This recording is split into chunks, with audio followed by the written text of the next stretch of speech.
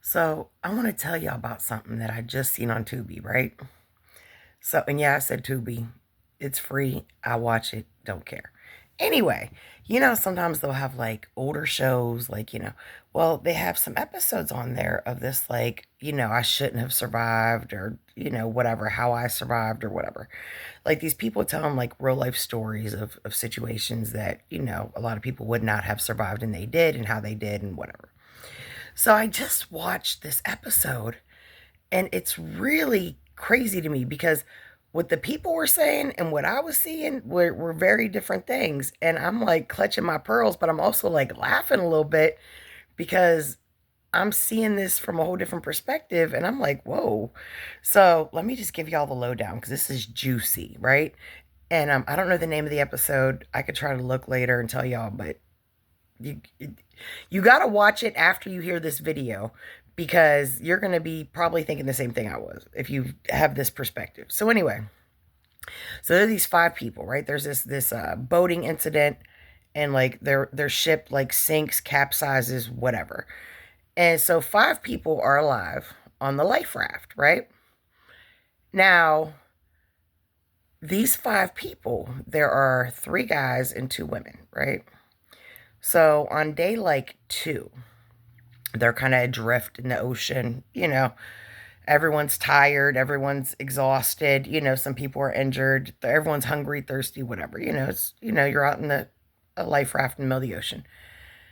So there's a guy in the group that doesn't seem very likable, I'll say. There's kind of an undertone of that, but very subtly, very subtly. We're all in this together. And according to these people's story, and mind you, all these five people, only two actually survived to the end to be rescued, which, by the way, was only 5 days. Like they weren't, you hear about people lost at sea for weeks, and these people, after 5 days, only two of them were still alive. So,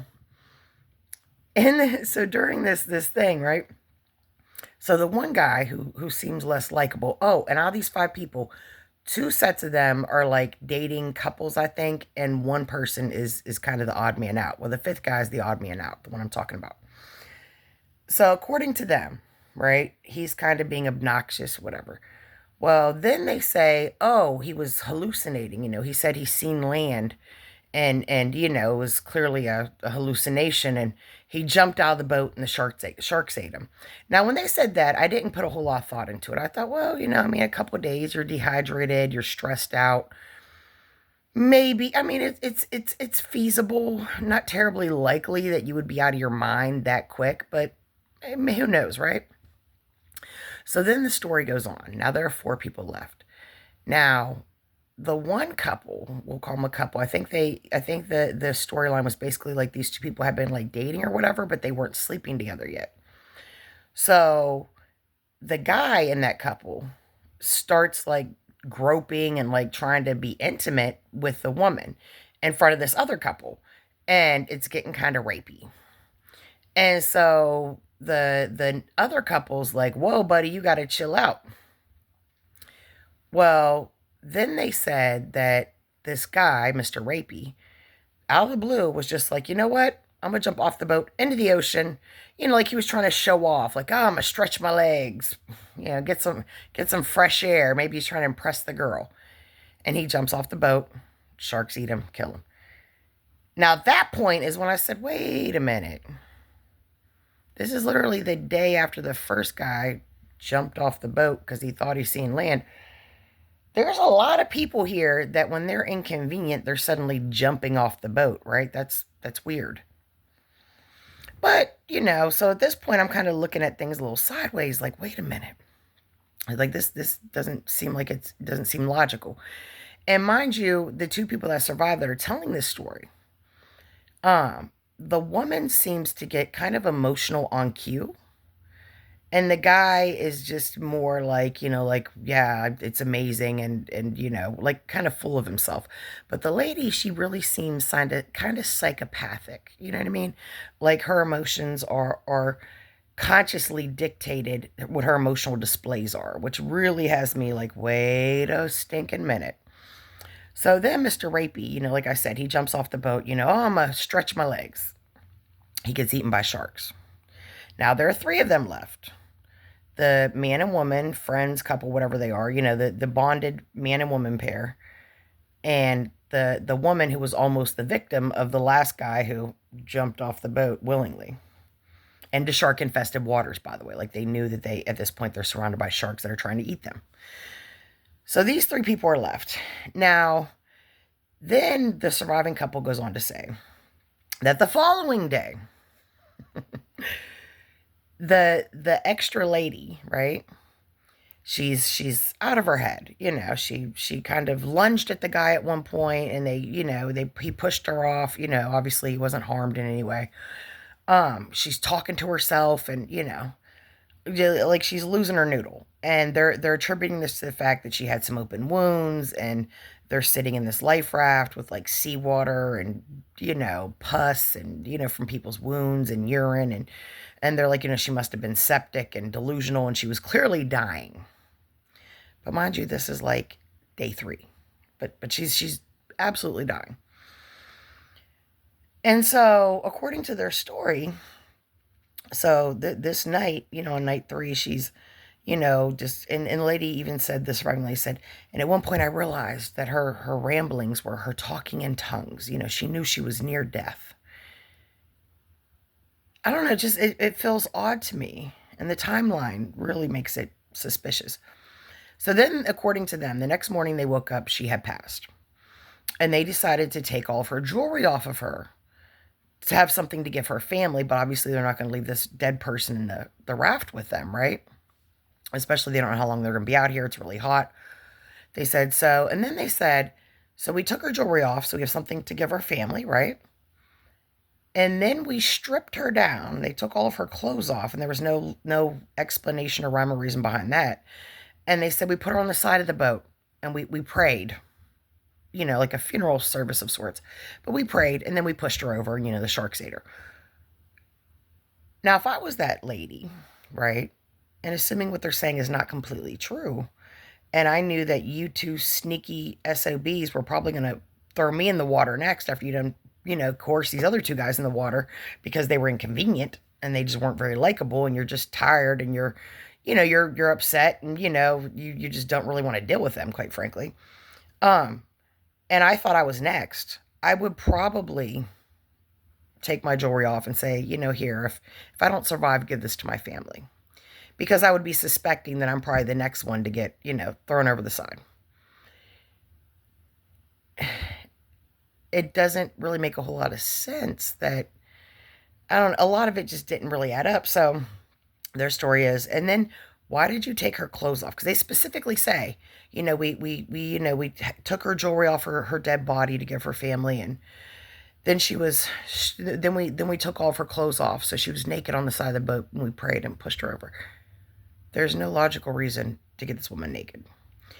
And if you've been on the water for like 3 or 4 days, you haven't eaten nothing, you haven't drank anything, you're under extreme duress, you're tired, you're hot, you would not do something like take the time to remove every article of a person's clothing unless there was a reason, and there was no reason offered, which further made me kind of think this is a weird detail that's just completely illogical, right? And mind you, the 2 survivors, as they're telling this story throughout the show, it's very obvious that the guy seems a little more honest, a little more transparent, but also very disconnected, right? And the woman is very charismatic.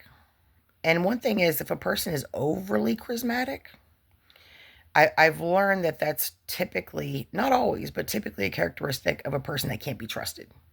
If you're not occasionally a little offensive or a little weird or a little awkward or if you're just fluid and everything and just magnetic, that makes me look at you sideways. Like, that's not normal. And so what else is going on here? But anyway, so on day 4, or no, the day they got rescued, no, on day 4. On day 4, I can't remember if it was on day 4 or if it was on the actual day they got rescued, right?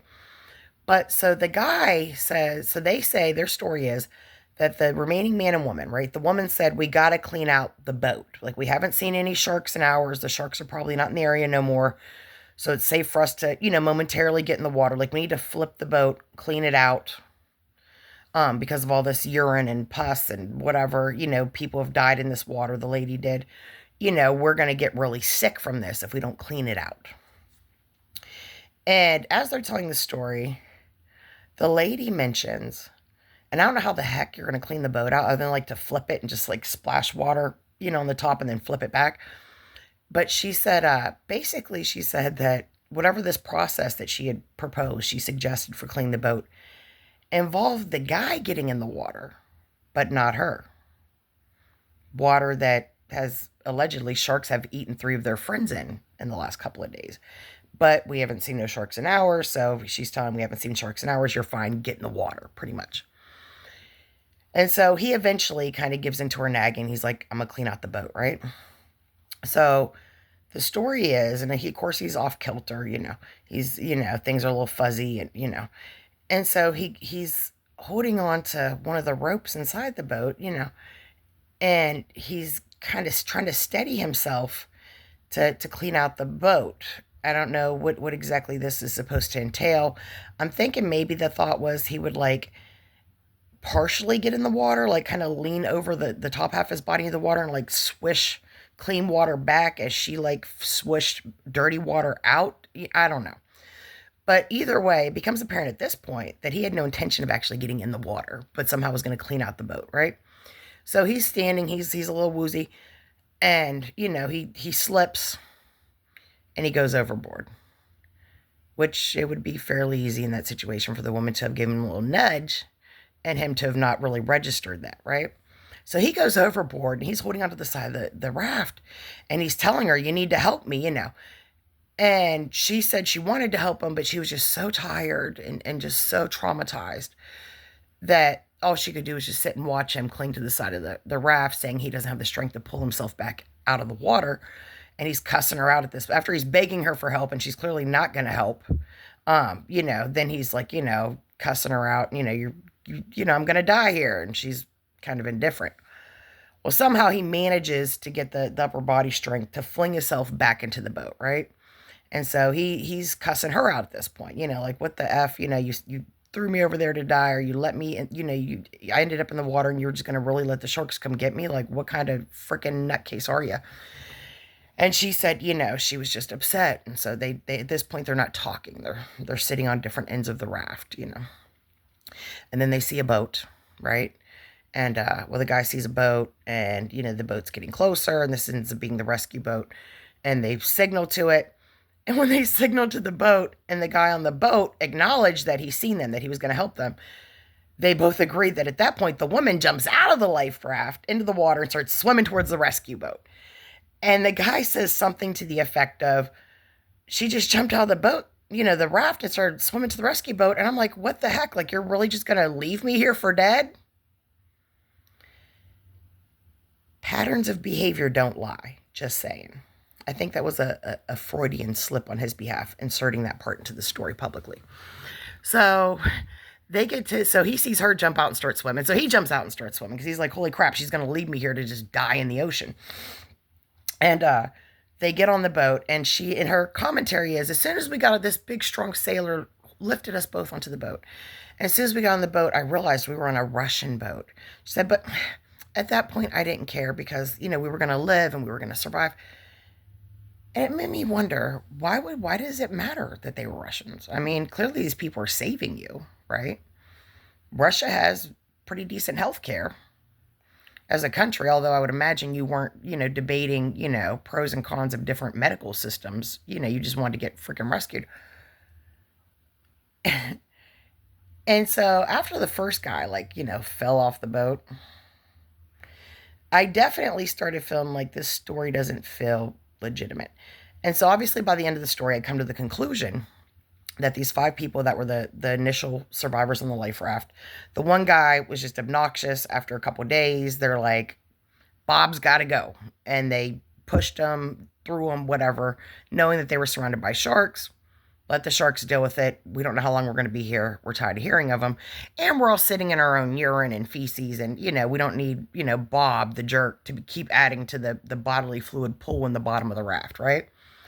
And then the second day, perhaps the second guy to die, perhaps he was being inappropriate and gropey and aggressive, which if you guys are all so exhausted and whatever, which apparently happened super duper fast, how does he even have the energy for that? Yet alone he's doing that right in front of you two, like the other two people. It just doesn't really, it's not very logical. But then after that, almost immediately after, according to their story, he was hallucinating that he saw land and he voluntarily jumped in the water with the sharks. I don't believe that. And then that night, the extra lady, who was probably, having some moral issues with the reality of what was really going on, and probably, now she's the squeaky wheel that's going to get the grease. And by grease, I mean slide that butt right off the boat and into the shark water.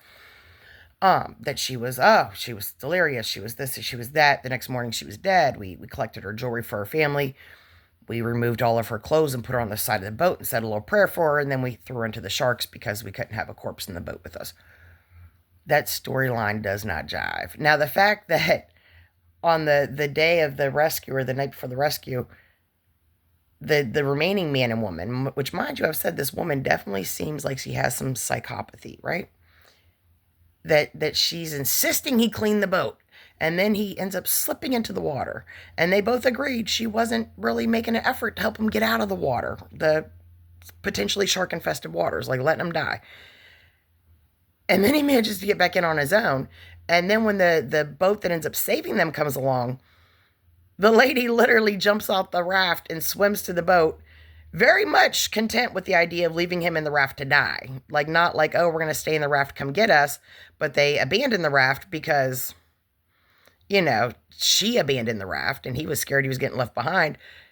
Because she was like, I don't know if these people, they see us, they act like they're going to help us. I don't know if they're going to circle back or not, but I'm not staying out here another minute, in this freaking, life raft. So I say all that to say, I watched this episode, and after like the first guy, like I said, by the second guy, I was like, wait a minute. This storyline, especially with the timeline, because mind you, this whole thing, from original boat sinking to into the life raft to 2 out of the 5 people are still alive, only took 5 days. 5 days. Things were deteriorated to that point. Oh, and they said too, the living couple said that when they woke up the day, that the last other person, the lady, was dead, that they were thinking about eating her. That the lady, who's probably a psychopath, said that he was talking about eating her, And I said, you can't, because the meat is too tainted. I don't know about you, but there have definitely been times in my life where I've went 3, 4, 5 days without food, particularly when I was very young. It is what it is. Even on day 5, I don't think it ever occurred to me to consume another human body. As a matter of fact, I'm positive it didn't. And the fact that that the woman says in the documentary that her argument against them eating her was not, holy crap, it's only been a few days, we don't need to start cannibalizing people. It was, no, she probably has the sepsis, not good meat. Then they remove her jewelry for her family, take her clothes off, say a prayer, strip her naked, which, why, how, I don't know. But say a prayer and drop her into to be shark food. I think there's a lot missing in this story than the public version of it. And the fact that they ended up being rescued by Russian, I'm assuming, fishermen or merchants, and they don't speak the same language. Like, neither party, understands each other. There's a language barrier. And it probably took them a day or so to get somewhere to get these people medical help. They probably spent that day or so bickering about what their official story would be. And this is the best, after all that they were able to come up with. I'm not saying for 100% that the people that didn't survive, that were in the life raft, were necessarily the victims of foul play. But I am saying I think it's quite possible. It is what it is. I'm not calling for, prosecute them, but it is what it is. But you got to watch that and let me know what you think. Just saying.